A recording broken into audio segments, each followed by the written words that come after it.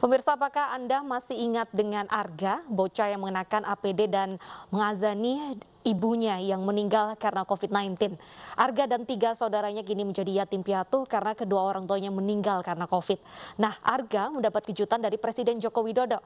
Lewat video call, Jokowi bertanya kabar mereka sekaligus memberi santunan.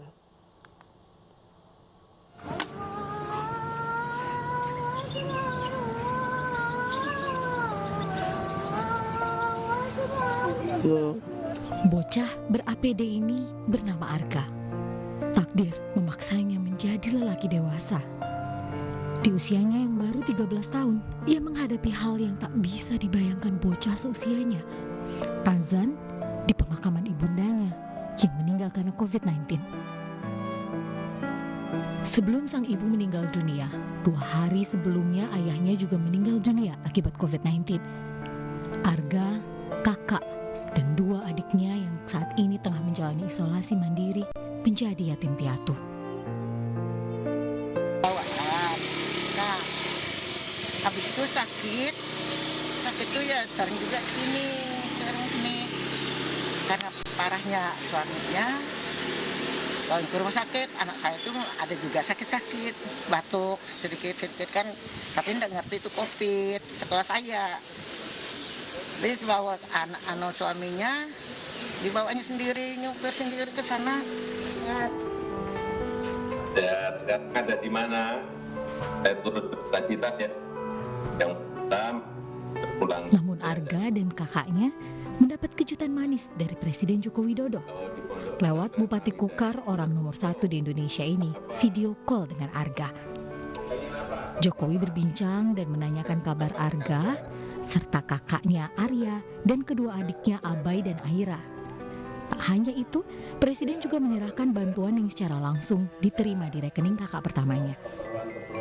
Tadi Pak Presiden menyampaikan duka cita dan menanyakan kabar putra-putri almarhum ini, hanya sekolahnya di mana, cita-citanya apa, dan sekaligus tadi karena beliau mentransfer bantuan secara khusus, tadi dicek sudah masuk lewat Bank Kaltintara.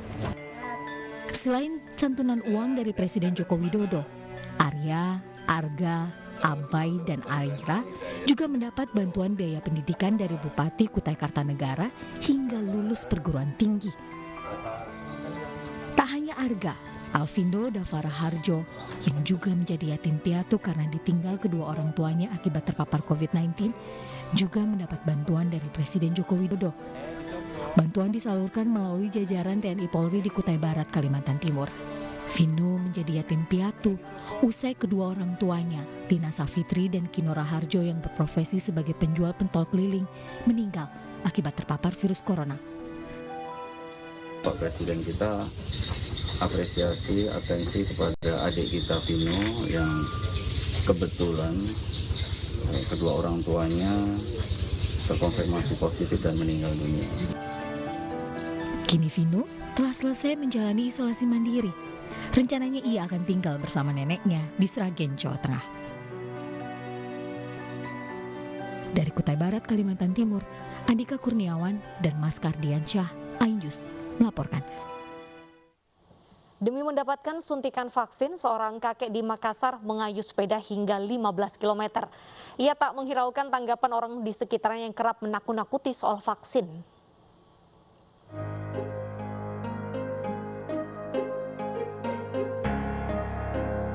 Seorang kakek di Makassar, Sulawesi Selatan mendadak viral karena usahanya untuk mendapatkan suntikan vaksin. Dalam video yang berdurasi kurang dari 1 menit tersebut, tampak kakek yang kebingungan di salah satu tempat vaksinasi di Makassar. Melihat hal tersebut, petugas kemudian mendekati dan membantunya. Saat ditanya, ia mengaku bingung lantaran tak bisa mendaftar online karena tidak memiliki telepon genggam. Ia juga bercerita rela mengayuh sepedanya sejauh 15 km demi bisa mendapatkan suntikan vaksin hingga membuat kakinya kelelahan.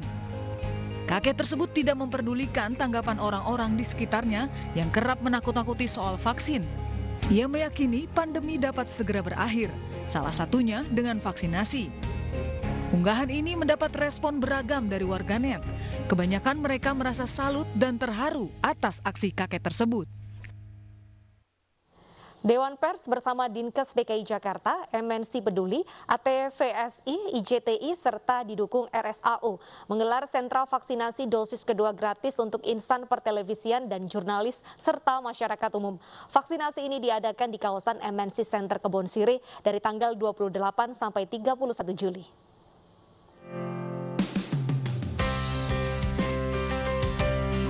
Dua tahun sudah Indonesia dihadang pandemi COVID-19. Meski begitu, tidak meruntuhkan semangat para insan pertelevisian. Demi memberikan informasi kepada khalayak luas, mereka rela tetap bekerja di luar rumah untuk menyampaikan informasi pada masyarakat. Seperti yang dilakukan Fadli Amri. Bermodalkan protokol kesehatan ketat, karyawan televisi swasta ini tetap menjalankan tugasnya memproduksi berita untuk masyarakat.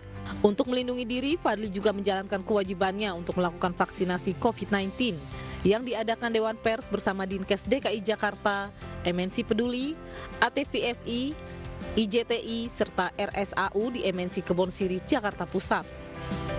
Ya buat saya, Bapak Wisnu, alasan saya ikut ya memang sudah keseharusan dan juga mengikuti anjuran pemerintah yang berjuta-juta vaksin itu. Dan dia balik lagi karena saya bekerja di lapangan dan punya anak, istri, dan keluarga di rumah, ya saya harus vaksin. Kami berharap dan menghimbau kepada masyarakat untuk datang ke sentra-sentra vaksinasi untuk melakukan vaksin, karena inilah yang bisa kita lakukan untuk membantu bagaimana menghentikan COVID-19 ini. Sentra vaksinasi MNC Center dibuka sampai tanggal 31 Juli 2021. Jurnalis dan insan pertelevisian yang ingin mendapatkan vaksin dosis kedua bisa melakukan pendaftaran langsung di tempat dengan membawa KTP dan menunjukkan bukti vaksin dosis pertama. Proses vaksinasi dimulai pukul 10 sampai 15 waktu Indonesia Barat. Dari Jakarta, Rizka Dior, Dias Triawan, Novandui, iNews melaporkan. Pemirsa, usai jeda berikut kami masih akan kembali dengan informasi lainnya.